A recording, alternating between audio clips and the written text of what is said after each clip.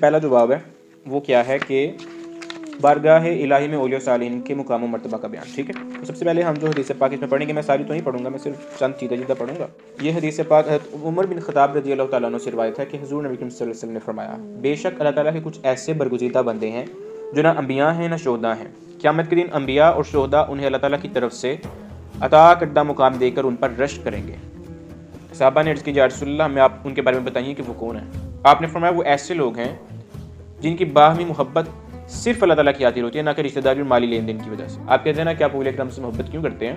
اس وجہ سے کرتے ہیں کہ اللہ تعالیٰ نے فرمایا کہ یہ وہ لوگ ہیں جو ایک دوسرے سے محبت صرف اور صرف اللہ تعالیٰ کے لیے کرتے ہیں. ہم اولیاء کرام سے محبت اس لیے کرتے ہیں کہ ہم اللہ تعالیٰ کے قریب ہو جائیں. مرید کا لفظ آپ نے سنا ہوگا نا, مرید کہتے ہیں ارادہ کرنے والے کو.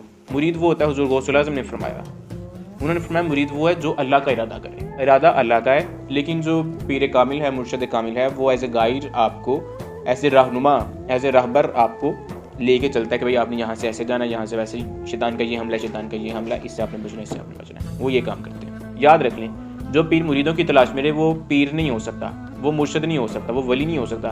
ولایت نام ہے عشق کا, اللہ تعالیٰ کی ذات سے, آقا علیہ السلام کی ذات سے عشق. تو جب اللہ تعالیٰ سے اور آقا علیہ السلام سے عشق ہو تو پھر کوئی دوسرا نظر نہیں آتا. دنیا میں کسی سے عشق ہو جائے تو انسان کو پیسہ, بنگلے, کوٹھیاں, گاڑیاں, یہ سب کچھ, جاہ و منصب, یہ سب کچھ انسان ٹھوکر پہ اڑا دیتا ہے. تو اگر عشق مولا سے ہو جائے یا علیہ السلام سے ہو جائے تو اس کو ان چیزوں کی کیا حوث رہتی ہے. اور اگر کسی کو ان چیزوں کی حوث ہے, اس کا مطلب یہ کہ اس کو اس کے اندر اللہ تعالیٰ کا یا علیہ السلام کا عشق کبھی نہیں آیا. جو سا شخص مریدوں کی تلاش میں ہے وہ تو خود مریدوں کا مرید ہے, اس نے تو مریدوں کا ارادہ کیا ہوا ہے. وہ شیخ نہیں ہے جو مریدوں کا ارادہ کرے. شیخ وہ ہے جو جس نے خود بھی اللہ کا ارادہ کیا ہو اور وہ اپنے مرید کو بھی اللہ کا ارادہ کرے. وہ مریدوں کے پیچھے نہ جائے, بلکہ مرید جس نے اللہ کا ارادہ کیا, اب وہ چاہتا ہے کہ میں اللہ تعالیٰ کے راستے تک پہنچوں, اللہ تعالیٰ تک پہنچوں. اب اس کو کوئی رہنما چاہیے, کوئی گائیڈ چاہیے. اب اس کو چاہیے کہ وہ ڈھونڈے اور سچے دل سے اللہ تعالیٰ سے مانگے کہ یا اللہ مجھے ایسا مرشد, ایسا رہنما عطا فرما جو مجھے تیرے راستے تک, تجھ تک پہنچا دے, شیطان کے حملے سے بچا کے. اصل مقصد تو شیطان کے حملے سے بچنا ہے نا. شیطان جب آپ روحانیت کے سفر پہ چلتے ہیں تو شیطان بہت بڑے بڑے حملے کرتا ہے. انسان بات کا سمجھتا ہے میں حق پہ ہوں, لیکن وہ حق پہ ہوتا نہیں, وہ شیطان کے راستے پہ ہوتا ہے. تو وہ پھر جو صحیح اللہ کے ولی ہوتے ہیں وہی پھر اس کی نشاندہی کر سکتے ہیں کہ یہ انسان حق کے راستے پہ جا رہا ہے یا شیطان کے راستے پہ جا رہا ہے. پھر آقا علیہ السلام نے کیا فرمایا, اللہ تعالیٰ کی قسم, ان کے چہرے نور سے مزین ہوں گے اور وہ نور کے ٹیلوں پر ہوں گے.